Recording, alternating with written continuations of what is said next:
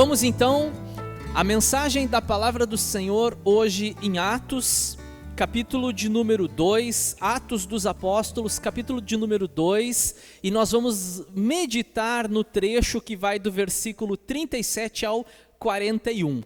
Depois de vários domingos seguidos de fazendo leituras extensas, hoje então nós vamos ter, vamos dizer assim, uma folga, né? Vamos ler um texto um pouco mais curto, mas não é pelo tamanho dele que ele é menos importante que os textos anteriores, é tão importante quanto. Nós é que resolvemos fazer aqui uma divisão lógica do texto, né? Mas lembrando que tudo isso aconteceu num mesmo dia, o Espírito Santo desceu sobre aqueles irmãos, Pedro pregou e a terceira parte foi as pessoas responderam à pregação de Pedro. E essa resposta, ela pode ser uma resposta positiva ou ela pode ser uma resposta negativa. As pessoas podem responder de várias maneiras à pregação do Evangelho. As pessoas podem entender que aquela mensagem foi para a vida delas, ou elas podem entender que não tem absolutamente nada a ver com a vida delas, com aquilo que elas precisam ouvir.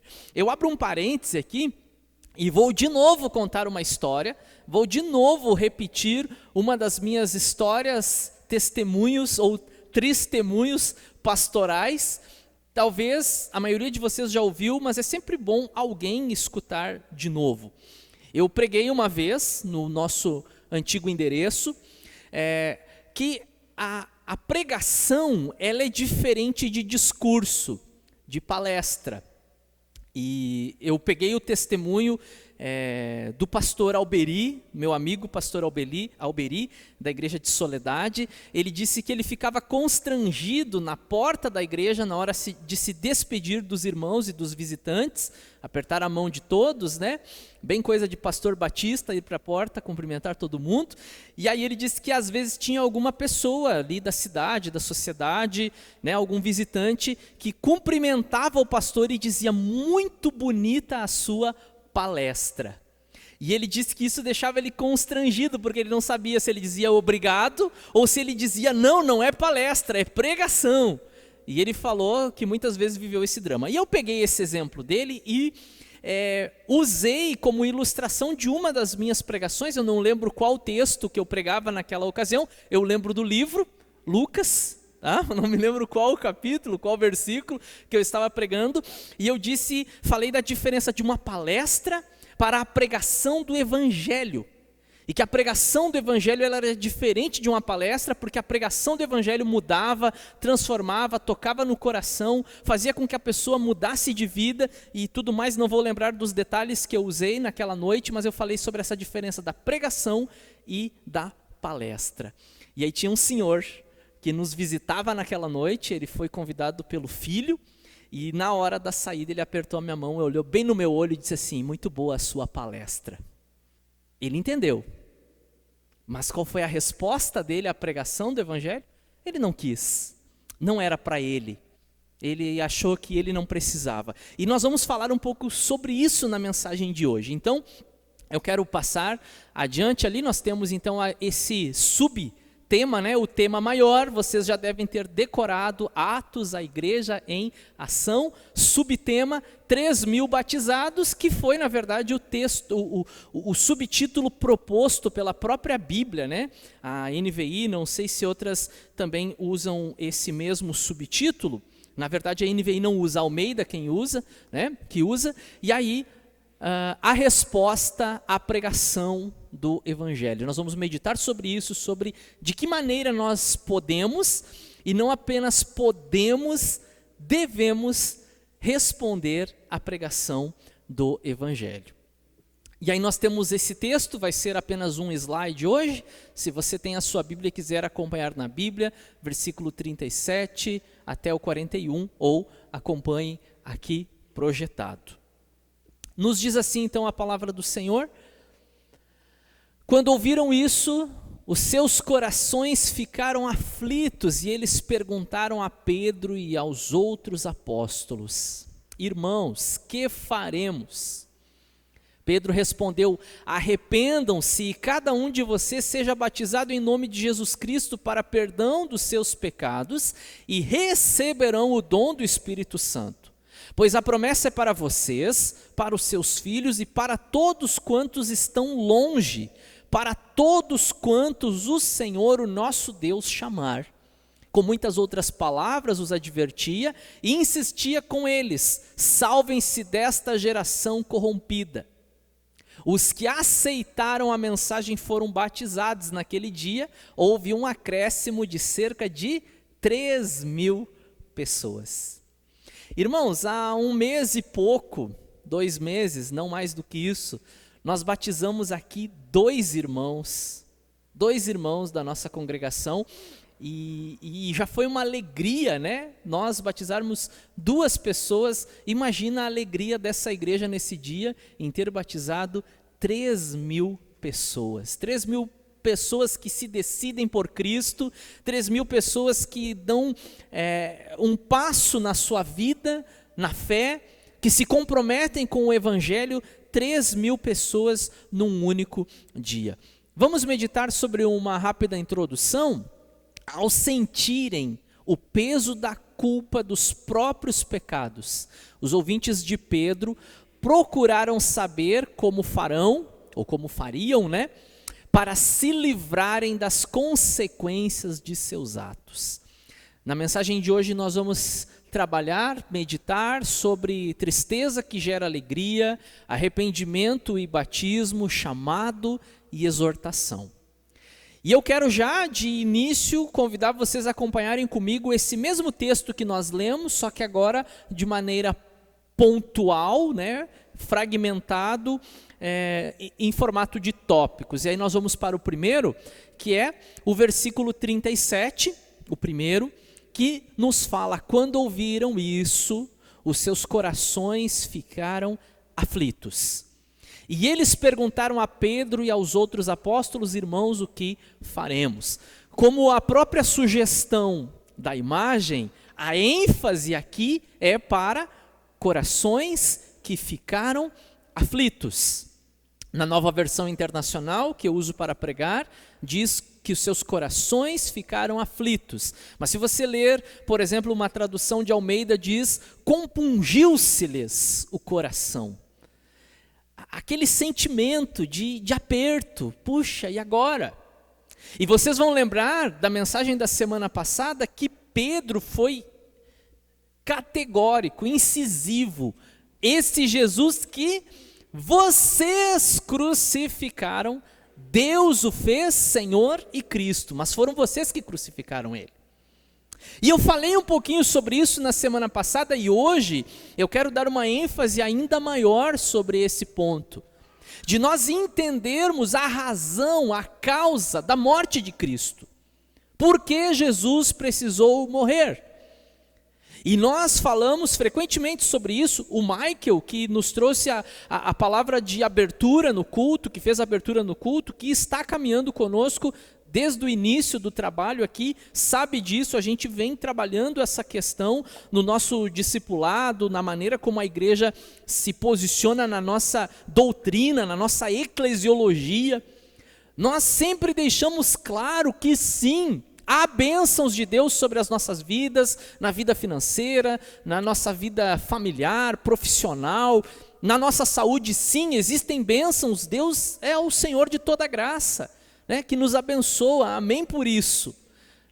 Mas se isso não acontecer, se a promoção não vier, se o aumento do salário não chegar, se eu não conseguir trocar de carro, se eu não conseguir adquirir o meu imóvel, Ele vai continuar sendo o mesmo Deus. E Ele não falhou nas suas promessas. Porque em nenhum momento da Bíblia você vai encontrar trechos que digam que Jesus morreu na cruz para que você desfrutasse dessas coisas. Muito pelo contrário. Jesus morreu na cruz para que nós tivéssemos essa paz que esses homens naquele dia não estavam tendo, porque o coração deles ficou pesado, pesaroso, compungido, apertado. E agora? O Filho de Deus precisou morrer. Ou seja, esse é o preço da minha culpa, do meu pecado. E da mesma forma como alguém possa dizer eu não tenho nada a ver com isso, essa pessoa ela também não pode desfrutar das bênçãos que esse sacrifício trouxe, né? De cura da nossa alma. E a gente sempre remete os textos messiânicos a Isaías, especialmente o capítulo 53, né? Que nas suas pisaduras, ou seja, nos seus ferimentos nós fomos sarados. E aí há quem diga que esse texto está falando de saúde física mesmo, que o crente não fica doente, que o crente não pega corona ou qualquer outra coisa. Eu lembro há mais de um ano, quando começou essa história de pandemia mundial, aí as pessoas colocavam versículos no Facebook: praga nenhuma chegará à tua tenda. E aí eu escrevi lá uma postagem, eu disse: gente, esses textos não estão falando sobre isso. Fui criticado, pastor sem fé, coisa desse tipo. Mas de fato esses textos da Bíblia não falavam sobre isso. E quando a gente olha para Isaías, que diz que pelas suas pisaduras, né, pelos seus ferimentos nós fomos sarados, curados, não está falando sobre a nossa saúde física e nem mesmo emocional, porque em algum momento da sua vida você pode também ter um problema emocional. Mas estava falando sobre a doença principal da humanidade, que, acreditem, não é Covid, é o pecado, que é o que nos afasta de Deus. O coronavírus, inclusive, se você é um crente em Jesus Cristo, ele pode ser um instrumento para que você esteja com Deus, né? Puxa, né? Não é legal falar sobre isso, mas é uma realidade.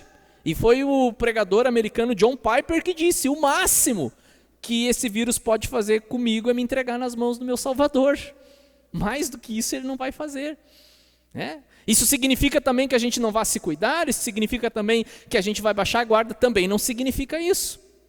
E na época, eu desafiei as pessoas que me criticaram por questionar esses versículos bíblicos aplicados de forma errada.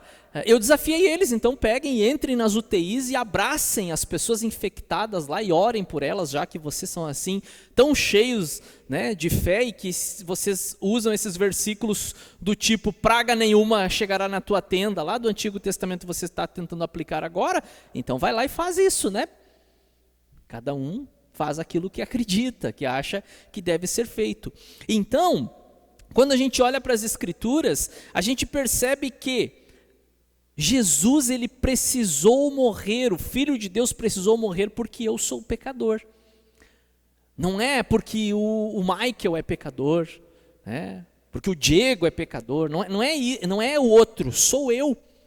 O Evangelho, nesse sentido, ele não tem a ver com o outro, ele tem a ver comigo. Eu preciso sentir. Mas se todo mundo não sentiu, o problema é deles. Eu preciso sentir esse peso dos pecados da minha vida. E isso foi, inclusive, uma canção que nós usamos, que a Lu nos ajudou aqui na abertura do culto, né? Mas um dia eu vi os meus pecados, mas um dia senti, falava alguma coisa nesse sentido, que agora não me vem à memória, né? Mas um dia eu vi os meus pecados, ou eu senti os meus pecados. Essa é a conversão. A pessoa que vem a Cristo, entre aspas, ou que vai para a igreja, que são duas coisas totalmente diferentes. Ir a Cristo e ir à igreja são coisas diferentes, né? Não sei se você já percebeu isso, porque a pessoa, ela pode ir a Cristo sem ter vindo à igreja, claro que consequentemente depois ela vai procurar uma igreja, mas ela pode também vir à igreja sem nunca ter ido a Cristo. Olha que problema. Se nós não passarmos por esse sentimento de angústia, essa que é a palavra mesmo, né? De estar angustiado, de perceber, dos nossos olhos serem abertos e eu me dar conta de quem de fato eu sou, se não acontece isso, não há conversão, irmãos. Aí as pessoas, elas vivem se enganando, elas vivem se iludindo, elas entram e saem de cultos evangélicos e elas só ouvem coisas do tipo: você vai vencer, você vai prosperar, você vai ser abençoado, vai dar tudo certo na tua vida, e isso e aquilo, mas ela não ouve a palavra que fala sobre os seus pecados, sobre a sua vida distante de Deus. Ela não ouve mensagens do tipo: se você morrer hoje nessa condição, você não vai estar nos braços de Deus, você vai estar muito longe dele. E vai ser ruim, vai ser duro. A Bíblia diz que você vai para um lugar onde há choro e ranger de dentes, onde o fogo nunca se apaga, onde há o verme que consome, onde a ferrugem corrói. Um lugar de distanciamento do Pai, do Criador. As pessoas, elas entram e saem de reuniões evangélicas e elas não entendem o plano de salvação, que fala que eu sou pecador, que eu estou longe de Deus, Romanos 3:23, todos pecaram e afastados estão da glória de Deus, mas que se eu estiver debaixo, agarrado ao sacrifício de Cristo, eu não me torno justo, porém justificado, por causa do sacrifício de Jesus. Daí Deus olha para mim e diz: o Igor merece o inferno, mas por causa do que o meu filho fez na vida dele, então agora, bem-vindo, bendito do meu Pai. As pessoas não conseguiram entender isso, talvez, não sei, como já disse algumas vezes, por falha na hora da pregação. Mas esses homens aqui, eles ouviram, e eles entenderam que eram eles o problema. E nós vivemos uma época, irmãos, e claro que não é uma coisa de agora, é uma coisa que sempre existiu, mas nós vivemos uma época que a culpa é sempre do outro, né? De transferência de responsabilidade. A gente não assume a culpa. E não tem conversão sem assumir culpa. Eu preciso assumir a culpa, eu preciso entender que a minha vida, ela ofende o Criador. A minha vida sem Jesus, ela é uma verdadeira ofensa a Deus, e que por conta disso, da minha vida de ofensa a Deus, eu estou perdido, e é por isso que eu preciso do sacrifício de Jesus. O coração deles ficou aflito, então eles perguntaram a Pedro e aos outros apóstolos: irmãos, o que nós vamos fazer? E aí eu trago um texto da epístola de Tiago para compartilhar com vocês, onde Tiago fala sobre isso. Claro que se você analisar hermeneuticamente, você vai entender que Tiago está falando de um contexto já de igreja. Mas é importante nós também falarmos isso dentro do contexto de igreja. E eu lembro de uma vez que eu fui pregar numa das nossas igrejas aqui da região metropolitana, e o pastor da igreja disse para mim: pastor Igor, traga uma mensagem evangelística. Você sabe o que é uma mensagem evangelística? A mensagem evangelística é aquela que você apresenta o plano de salvação e você convida a pessoa que está ouvindo a se decidir por Jesus. E aí o pastor, aquela igreja tinha o costume de ter poltronas aqui, né, na frente, os pastores ficavam sentados ali, e aí o pastor da igreja foi fazer a saudação. Quantos aqui, nesta noite, nos visitam pela primeira, segunda ou terceira vez? Levantem a mão. Ninguém levantou a mão. Era tudo gente da igreja. E eu com uma mensagem, o quê? Evangelística. Mas claro, né, aprendi com os meus professores no seminário, sempre uma carta na manga, né?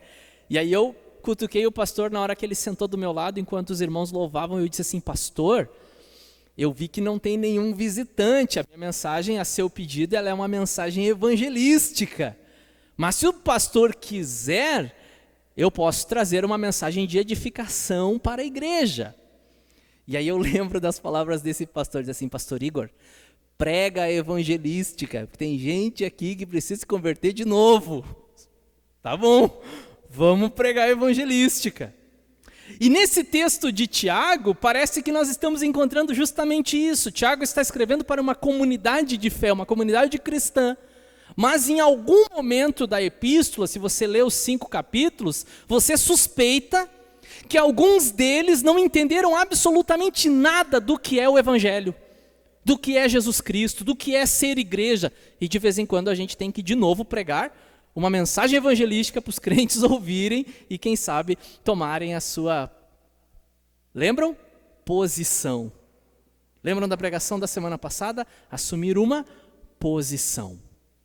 Reconheçam a sua miséria, lamentem, chorem, que o riso de você seja transformado em pranto, e que a alegria de você se transforme em tristeza. Tiago 4:9, e aqui eu trouxe para vocês esse texto como referência na Nova Almeida Atualizada, por isso tem NAA, Nova Almeida Atualizada. Gente, parece totalmente o contrário do que a gente sempre diz, né? Deus vai transformar a tua tristeza em alegria. O choro pode durar uma noite, mas a alegria vem pela manhã. Não é isso que a gente sempre diz? Né? Fica tranquilo, né? Vai passar, essa luta vai passar, a provação vai passar. Você hoje está chorando, mas Ele enxugará do teu rosto toda lágrima. A palavra de Deus diz isso. Aqui parece não, é justamente o contrário. Vocês estão rindo do quê? Por que que vocês estão tão felizes, tão animados? Vocês não estão percebendo que a vida de vocês está se perdendo e vocês estão faceiros, cantando, animados? Gente, transformem toda essa alegria, toda essa euforia de vocês em lágrima, porque isso vai produzir uma alegria maior, ou, corrigindo, uma alegria verdadeira, porque essa alegria que vocês estão experimentando não é a alegria verdadeira. É aquela alegria, irmãos, que aquele que sabe do que eu estou falando, né? Antes de conhecer a Cristo, ia para festa, ia para bares, enchia a cara, bebia, se drogava, né? Uau! Né? Aquela euforia toda da noite, que coisa boa, mas no outro dia uma sensação ruim. Puxa, né? Fiz tanta coisa, era para eu estar feliz agora, mas eu não estou, porque faltava o essencial, faltava Jesus naquele coração ali. E aí não tem festa que resolva o problema. Você pode passar de festa em festa, de jantares, de celebrações, um atrás do outro, mas não é satisfeito porque falta Jesus na sua vida. E aqui Tiago então está orientando, está advertindo, está exortando a igreja a chorar os seus pecados. Não existe arrependimento sem esse sentimento, né, de aperto no coração, e é justamente ali naquele momento de lágrima, no momento de choro, no momento de pranto, no momento de lamento, e o lamento, ela é um assunto bíblico. Você encontra salmos de lamentos, você encontra um livro da Bíblia chamado Lamentação. Lamentar, prantear, faz parte da história humana, e é justamente nesse momento aqui, que aí a conversão acontece, quando eu entendo, puxa vida, que pessoa que eu sou, eu preciso de Jesus, eu começo a olhar para a Bíblia, né, de uma ponta a outra, e eu começo, cada vez que eu olho para a Bíblia, eu percebo que eu estou mais distante ainda de Deus. A gente pega o exemplo da mulher samaritana, capítulo 4 de João, ela se aproxima de Jesus, e o que acontece ao se aproximar de Jesus? A sua vida vem totalmente à tona. Aí Jesus diz para ela, vai lá e chama o teu marido, e aí ela diz, puxa, eu não tenho marido. E aí ele diz, respondeu bem, porque tu já tiveste 5, e esse com quem estás agora não é teu. Aí a mulher se desespera, Senhor, eu vejo que tu és profeta. E você consegue esconder dos outros, mas quando você chega na Bíblia, na palavra de Deus, na presença de Jesus, você não consegue esconder. E aqui nós estamos diante de uma passagem onde essas pessoas ouviram a verdade, foi descortinada, foi despida diante dos olhos deles, e aí eles entenderam que eles estavam completamente perdidos. O que nós vamos fazer agora? E que bom, irmãos, que a palavra evangelho significa boa notícia.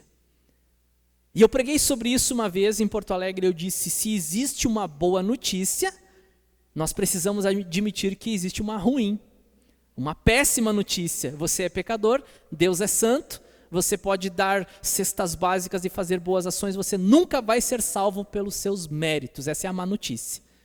Mas aí vem a boa, evangelho. O Filho do Homem veio para buscar e salvar aquele que estava perdido. Lucas 19:10. Agora vamos meditar um pouquinho mais no mesmo texto, é o mesmo texto, vocês vão perceber, porém a ênfase agora então está na parte final, na pergunta: o que nós vamos fazer? O que nós vamos fazer? E o ser humano, a gente sempre acha que pode, né, fazer, comprar, negociar, barganhar com Deus. Se Pedro talvez dissesse naquela ocasião, naquela manhã, vocês precisam subir as escadarias da catedral da fé de joelhos, pode ter certeza que algumas pessoas iriam fazer isso. Se Pedro tivesse dito, vocês precisam praticar o autoflagelo, né? Pegar um açoite e bater nas próprias costas para pagar os seus pecados, pode ter certeza que algumas pessoas iriam fazer isso. Se Pedro tivesse dito, vocês vão ter que pagar para entrar no céu, não é barato, é caro, talvez alguns já estariam puxando o seu talão de cheque e preenchendo naquele momento para poder fazer. Você lembra de Lucas 18, do jovem rico? O que eu posso, o que eu preciso fazer para herdar a vida eterna? A gente sempre vive esse sistema de troca, o que eu faço, né, para isso? Eles ficaram aflitos, eles perceberam que eles estavam em um beco sem saída. E agora? Talvez você tenha ouvido o evangelho e talvez você também tenha essa dúvida. E agora? Eu já descobri que eu sou pecador, eu já descobri que eu estou diante de Deus, eu já descobri que os meus bons atos de caridade não servem para nada. E agora? A pergunta é, o que eu vou fazer? E aí a gente vai meditar em um texto que é justamente aquele momento lá, eu até citei esse texto na semana passada, mas aquele momento em que os discípulos começam a ir embora, e aí Jesus pergunta para os seus mais próximos, vocês também querem ir embora? Vocês também vão me abandonar? E aí Pedro, de vez em quando Pedro dava uma bola fora, mas de vez em quando ele acertava também, aí Pedro diz assim, Senhor, para quem nós iremos? Só tu tens as palavras de vida eterna. E agora? Para onde que eu vou correr? E agora? Eu já estou quase usando a frase daquele comediante mexicano lá, quem poderá me defender? Vocês devem conhecer. E agora? E agora, o que eu faço? Para onde que eu vou? Para que lado que eu corro? Jesus é o único que tem as palavras de vida eterna. E aí, o próximo texto fala justamente disso, então, a resposta de Pedro. Não tem a ver com obra social, não tem a ver com dinheiro, não tem a ver com sacrifícios pessoais, não tem a ver com autoflagelo. O que de fato vocês precisam é de arrependimento e, consequentemente, obediência. Por quê? Veja o texto, Pedro respondeu, arrependam-se e cada um de vocês seja batizado. O que é o batismo? Ato de obediência, porque Jesus mandou batizar.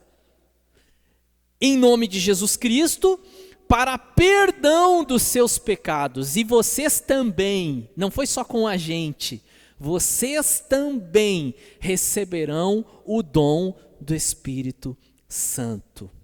Aqui está a resposta, então, a proposta, a aplicação da pregação de Pedro, uma coisa que eu tenho falado nas minhas aulas como professor de homilética há muito tempo, as pregações precisam ter aplicação.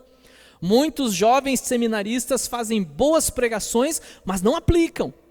Fica ali, e agora? Eu faço o quê? Olha o exemplo de Pedro, teve aplicação. Tá, e agora, Senhor, o que faremos?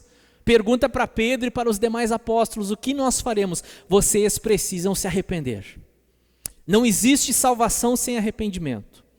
Não existe como entrar no reino de Deus sem arrependimento.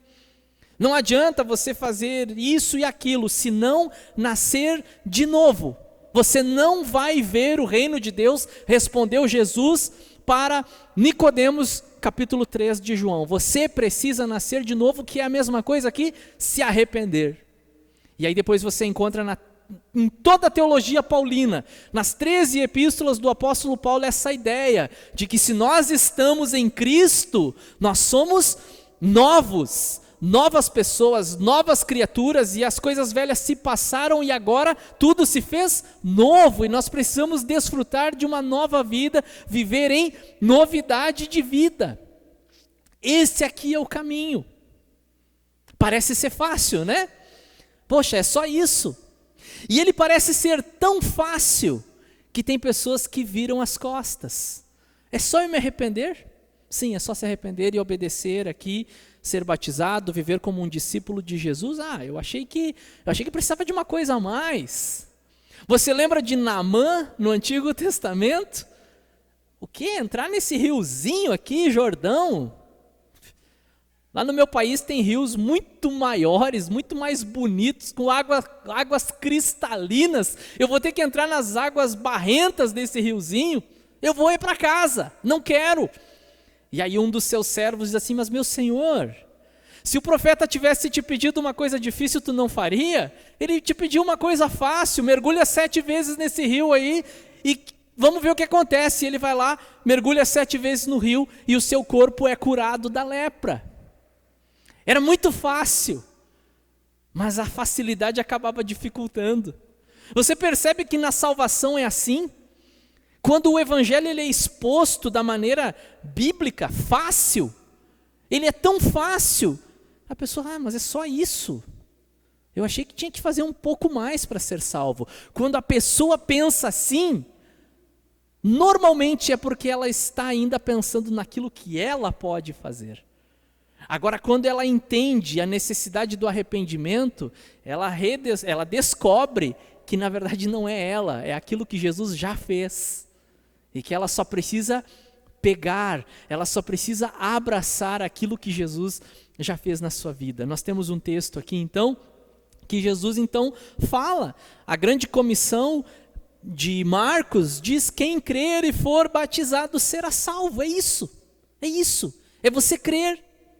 É você depositar a sua confiança nele, crer, ser batizado, que é uma consequência. O batismo não salva ninguém, a gente já falou sobre isso, mas se você é um salvo, logo você vai querer o batismo, porque você quer obedecer aquilo que Jesus mandou fazer.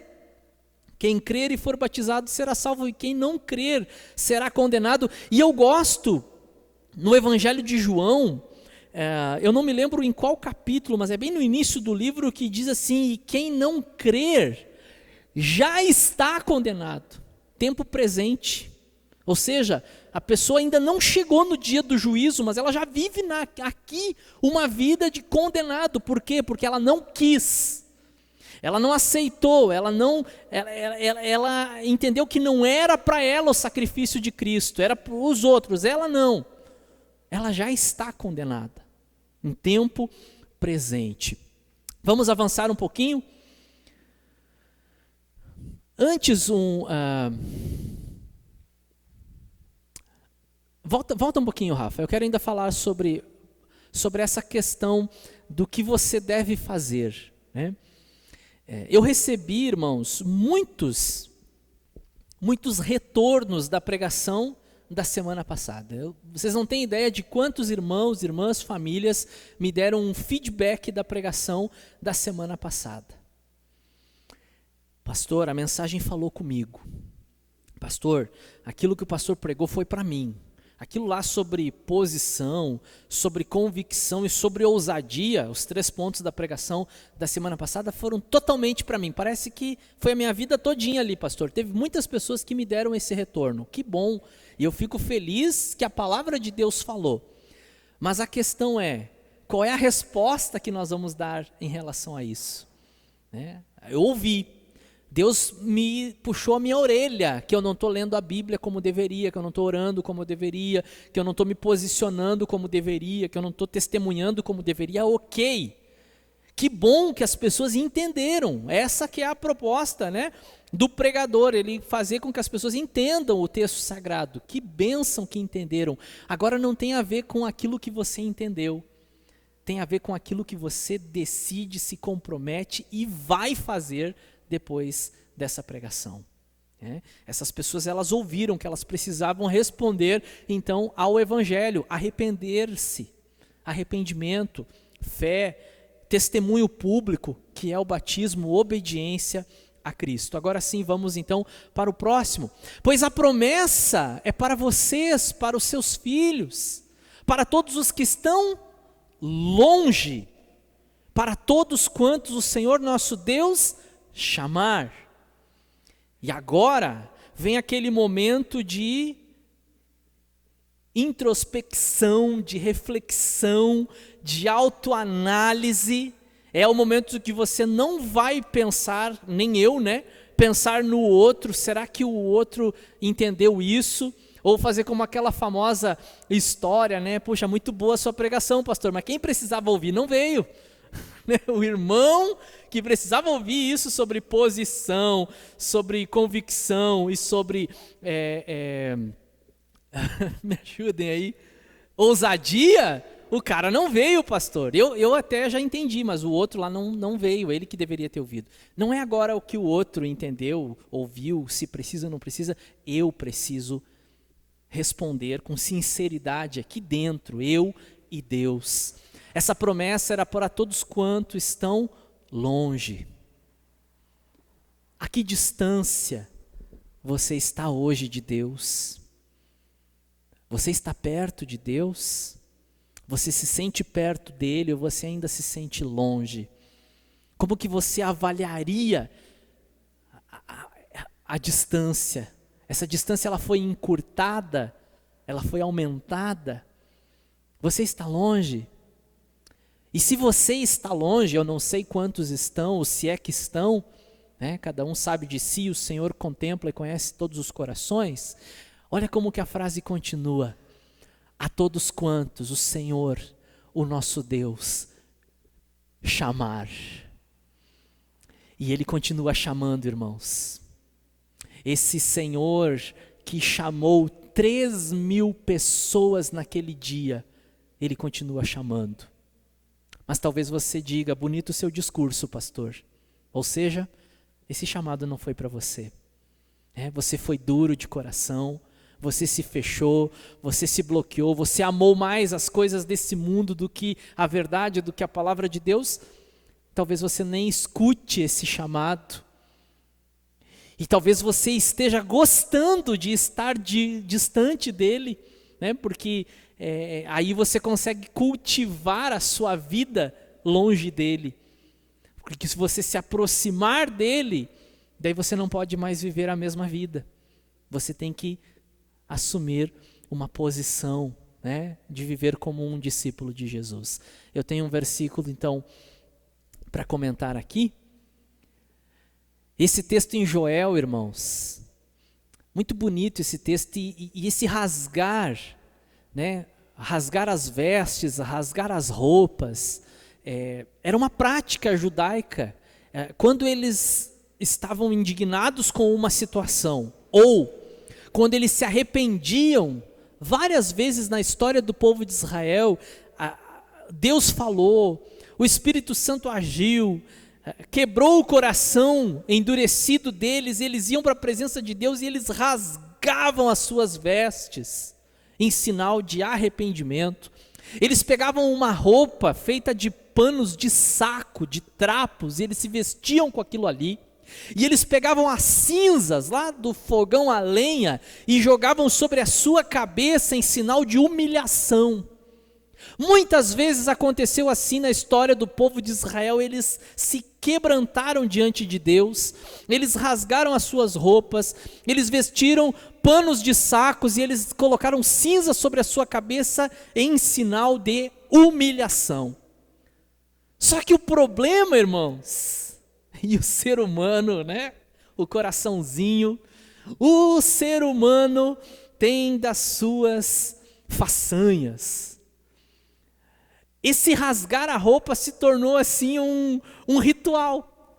O irmãozinho ia para a sinagoga e aí ele abria o armário dele e ele já escolhia a roupa mais velha do armário, do cabide. E ele pegava lá, essa aqui eu vou doar lá na igreja para a campanha do agasalho, não.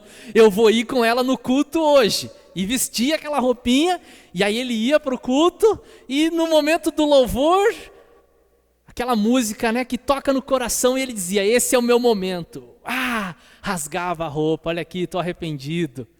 Isso se tornou mecânico, ritualístico, e algo sem nenhum sentido e significado na presença de Deus.